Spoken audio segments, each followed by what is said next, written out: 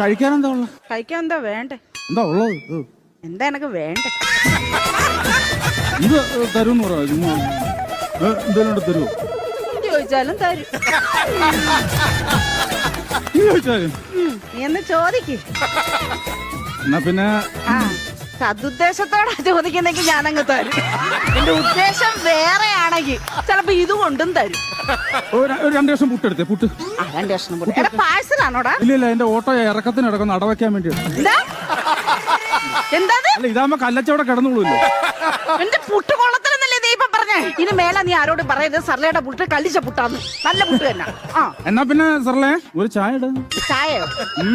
പതച്ച ചായ വേണോ പതക്കാത്ത ചായ വേണോ? പതക്കാത്ത മതി. ശരി പതക്കാത്ത.